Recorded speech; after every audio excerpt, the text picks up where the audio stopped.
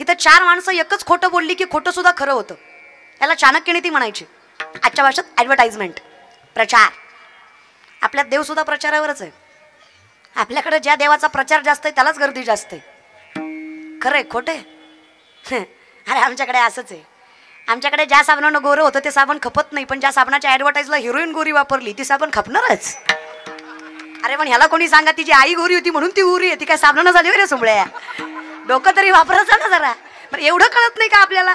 म्हणजे याचंच मला सांगण्याचं म्हणणं काय की रक्तात आहे म्हणून ती गोरी आहे. बरं मी नाही सांगत, माऊली म्हणतात काळे गोरे पण धुतले फिटवणी. मी तोडचे काय विनोद करणार आहे महाराज? शास्त्राशिवाय विनोदही करू नये. म्हणजे माऊलींचं वर्णन आहे, माणूस काळा कुळकुळीत आहे, ब्रँडेड साबण नेऊन नदीवर धुतला, 3 दिवसात गोरा झाला. झाला काय? कळतोय की तुम्हाला? नाही होणार रे, फार फार तर चमकेल पण गोरा होणार. अगदी तसं आहे, काळा कुळकुळीत माणूस साबणाने गोरा होत नाही, तसं गोरा माणूस कोळसा लावला म्हणून काळा होत. ते मूळ गुण आहेत त्यांचं. तसं रक्तात परमार्थ लागतो. आम्ही त्या परंपरेला आयुष्य मागतो. हेच सायन्स आहे आणि हेच विज्ञान आहे, हाच परमार्थ आहे. भावे तया कुळा, कुठल्या? जिथून हे चालत आलंय. आता जिथून चालत आलाय, ज्ञानगुणगम्य ज्ञानदेवा लाधले निवृत्तीने दिदले माझ्या हाती. कुणीतरी देणार आहे. कुणी दिलाय? आज चंद्रकांत दादा जर समाजसेवा करतात तर त्यांना कुणीतरी दिलंय. ते समाजसेवेचं पार कुठेतरी फेटलं गेलंय. आम्ही तुकारांना विचारलं, ओ तुकोबा, तुका जरी सहज बोले वाणी त्याच्या घरी वेदांत वाती पाणी, असं म्हणणं आहे तुमचं. तुकोबारांचं सहज बोलणं वेदांताला पाणी व्हायला लावणार आहे. मग एवढं सामर्थ्य तुम्हाला मिळालं कसं? तुकोबाराय म्हणले, माझ्या वडिलांची मिरासे का देवा, तुझी चरणसेवा साधावया.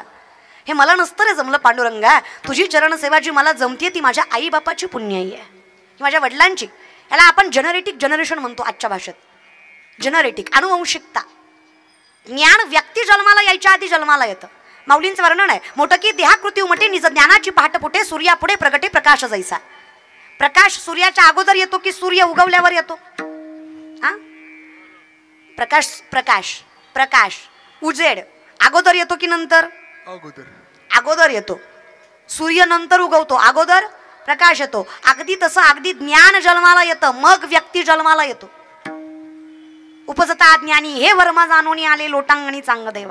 14 विद्या 64 कला, विद्या 14 आहेत, कला 64 आहेत. 1400 वर्षाचं वय चांगदेव महाराजांचं. 16 वर्षांच्या माऊलींच्या चरणावर मस्तक आहे. मी विचारलं कितपत योग्य आहे? ते म्हणतात हे ज्ञान आत्ताच नाहीये, हे प्रारब्धाचं ज्ञान आहे, बहुत सुकृताची जोडी म्हणून विठ्ठली. जिथून हे ज्ञान चालत आलंय, व्हावे तया कुळा. आम्ही आयुष्यात त्या परंपरेला मागतोय, पण माणसाला हे कळत नाही. मला कधी कधी नवल वाटतं, कौतुक वाटतं. काय भाग्यवान असेल ते कुटुंब ज्या कुटुंबात ज्ञानेश्वरी गाथा वाचला जातो. काही धनवान असतील ते लेकरं ज्यांच्या मुखात हरिपाठ आहे, आणि काय पवित्र असतील ती मायबाप ज्यांच्या पोटी अशी संतती जन्माला जी धर्म टिकवायची ताकद ठेवते. मग मी हाही विचार करते, काय दलिंदर असेल तो बंगलावाला ज्याच्या बंगल्यात हरिपाठ नाही? विचारा ना कधी तुम्ही. कधी कधी एखाद्या साहेबाला विचारा, एखाद्या श्रीमंत माणसाला विचारा, का हो दादा बंगला आहे, गाडी आहे, 4-5 माणसं मागं पुढे फिरतात, हा तुम्हाला काय पाहिजे का? ती म्हणतो सगळं आहे पण समाधान नाही. कधी थिंक अबाउट इट, विचार करा. सगळं आहे तरी भोगता येत नाही, काय दुर्दैव आहे. तुकोबारायांची बायको लेकर अन्न करून मेली तरी तुकोबाराय जगाच्या मालकाला म्हणतात, बरे झाले देवा निघाले दिवाळे परी, या दुष्काळी पिढा गेली. हे समाधान आलं कुठून? सगळं असूनही भोगता येत नाही, काय दुर्दैव आहे. काहीच नसताना सुख सोडून जात नाही, काय सुदैव आहे. पण हे मिळालं कसं? ही ताकद आली कुठून? ही एनर्जी आली कुठून? हे नामचिंतन आहे, ही तपश्चर्या आहे. चमत्कार नावाची गोष्ट जगात घडत नसते. पण तुमचं काय झालंय? तुमचा अंगाऱ्यावर विश्वास आहे पण बुक्यावर नाही. साले भामट्यांवर आहे पण संतांवर नाही. महाराज लोकांच्या पाया पडल्यावर लेकरू होतं म्हण, माणूस आहे का भूत आहे तू? अशी महाराजाच्या पाया पडण्याने तुला पोरं झाली असती, बायको बॉम्बलाई गेली असती. भाषा माझी नाही रे. 900 कन्यापुत्र होती तरी का करणे लागे पती. इतकंही वेड्यासारखं वागत जाऊ नका रे. असं चुटके वाजून कुठला चमत्कार घडत नसतो.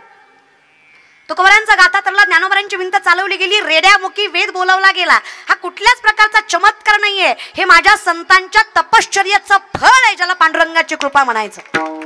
माऊलींचं वर्णन आहे, तशी दसेची वाट न पाहता वैसेची गावा न येता, बाळपणीच सर्वज्ञता वरी तयाते. माऊलींनी बाळपणीच सर्वज्ञानं वरलं, कारण त्याच्या माय बापाचं त्याच्या कुळाचं पुण्य फार होतं. जन्मोजन्मी आम्ही बहुपुण्य केले तेव्हा या विठ्ठले कृपा केली. हे सामर्थ्याने लक्षात घ्या. एखाद्या मुलीला विचारलं का ग बाई इतकी हाय क्लास राहते, इतकी वेल एज्युकेटेड शिकलेली आहेस, चांगली राहते, चांगला घरबार आहे, मायबाप हुशार आहेत तुझे, पण कधी मंदिरात दिसली नाही, कधी विठ्ठलाच्या पायावर दिसली नाही, ती फार स्टँडर्ड पद्धतीने सांगते, I don't believe in God. Okay, हरकतच नाही. तुम्ही देवाला मानत नाही यात काहीच त्रास नाही. पण बरं का, ज्या दिवशी देव तुम्हाला मानणार नाही, तुम्ही पडलेले असाल आणि एक गरबा रडत असेल, हे विश्वासाने व्यासपीठावर सांगते, देव मानतोय म्हणून चाललंय. जे काही चाललंय ना, मीरा आपकी कृपा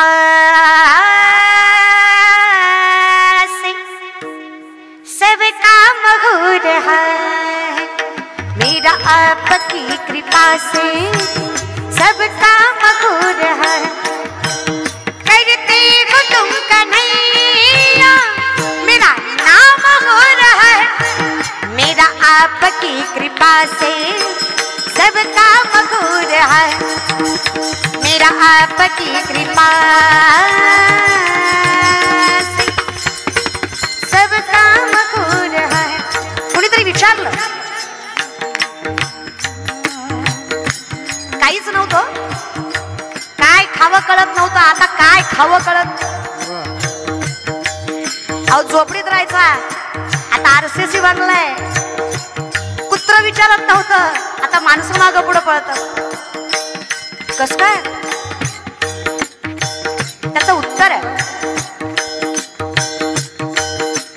पतवार के बिना ही मेरी नाव चल रही है. लक्ष देऊन ऐका आणि फील करा.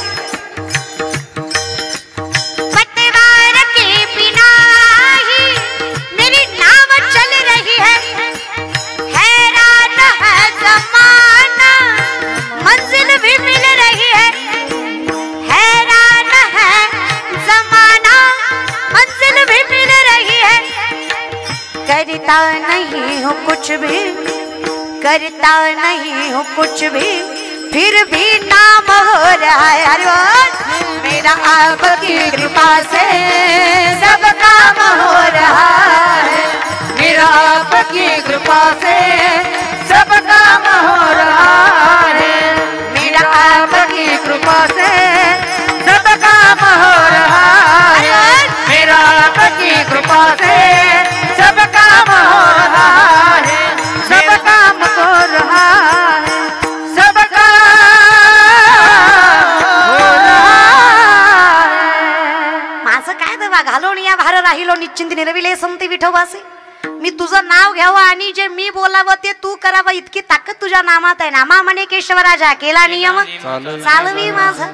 मी नुसतं म्हणावं की हे झालं पाहिजे आणि तू ते केलं पाहिजे, कारण भक्ताची लाज राखणं तुझं काम आहे रे विठ्ठला. मी काय केलं करा ना कितीतरी विचार. बरं का माय मावल्या, 22-23 वर्षाची पोरगी आहे रे मी. काही एका पायावर भरून तपश्चर्या केली असेल काय वनात जाऊन, होय का माय? नाहीच की गे, लय उपास तापास. तब्येतीकडे जाऊ नका माझ्या, खाते मी, लागत नाही माझ्या अंगाला, खाते मी. मला बाय मावल्या तोंडावर म्हणतात, तुम्ही टीव्हीत लय चांगल्या दिसता म्हणे, समोर लय किरकोळ आहे. अगं ती टीव्ही हे खरं आहे, तिथं बऱ्यापैकी खोटच असतं ग. व्यक्तिगत भेटल्याशिवाय माणसाला जज करत जाऊ नका. आणि माझी विनंती आहे, आपण जेव्हा पुढच्या विषयी काहीतरी बोलतो ना, तेव्हा आपल्यातही 10 गोष्टी कमी असतात. आपण समाजाविषयी बोलू शकतो पण व्यक्तिगत नाही बोलू शकत. पण माणसाचं काय झालंय ना, माणसाला आजकाल शास्त्र धर्म कळायला थोडा वेळ लागणार आहे, पण हरकत नाही, ज्या दिवशी कळेल त्या दिवशी समाधान लागेल. आणि काही हरकत नाही बरं का, आपला वारकरी संप्रदाय इतक्या मोठ्या मनाचा आहे. आतापर्यंत तुम्ही जे केलं ते केलं, जे खाल्लं ते खाल्लं. 31 डिसेंबर हे रे दादा केला असेल की. तुम्हाला एक वाक्य बोलू, जरा झोंबल पण बहीण म्हणून ऐका बरं. जरा अवघड आहे, कठीण आहे, पण ऐका.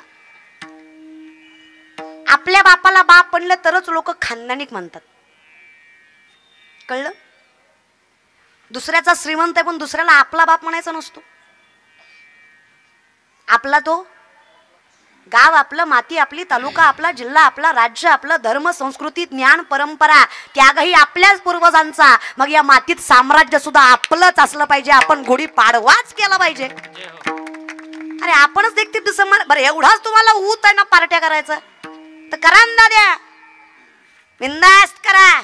आता येणाऱ्या 22 जानेवारीला असा जल्लोष करा की प्रत्येकाला वाटलं पाहिजे की आपल्या घरात सुद्धा रामराज्य आहे.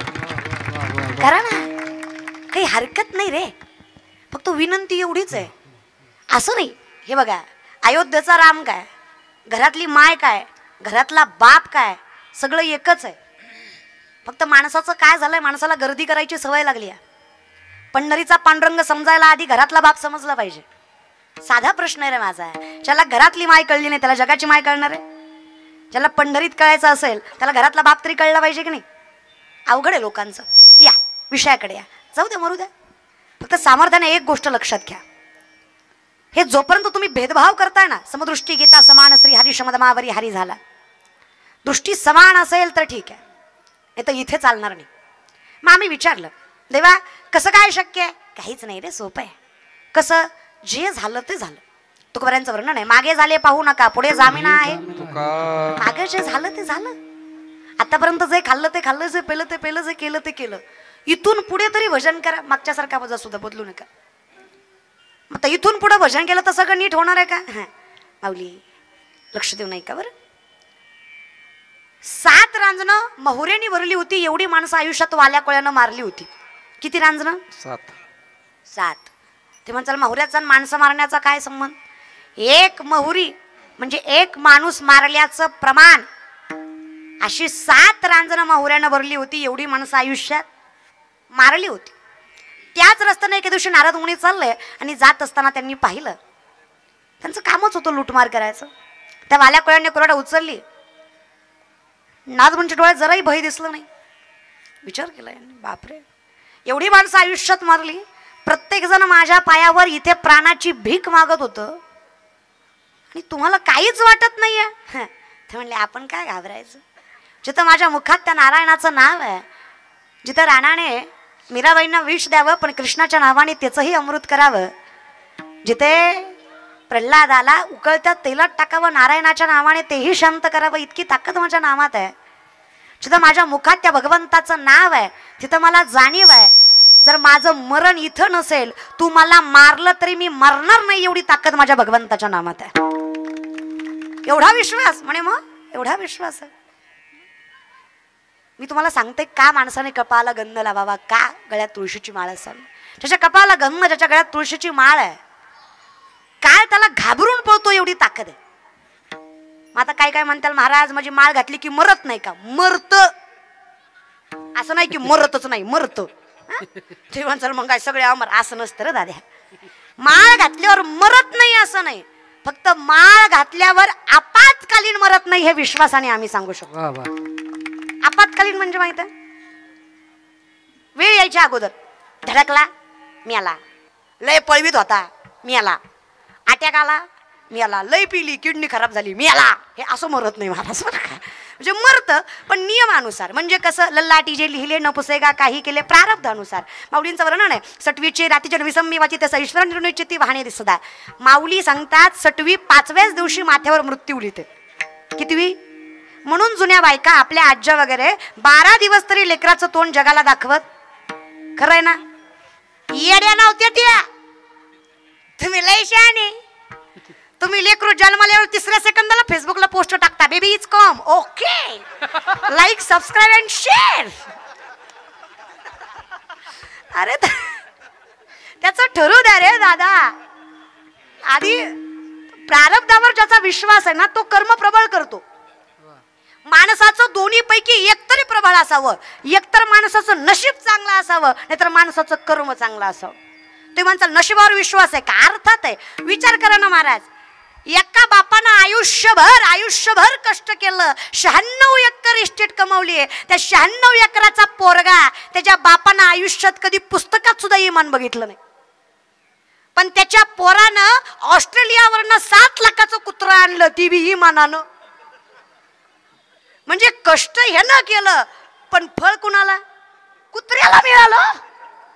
म्हणजे ज्या बापानं आयुष्यभर कष्ट केलं तो विमानात कधी बसला नाही, पण ज्या कुत्र्याचा काही संबंध नाही तो कुत्रा विमानात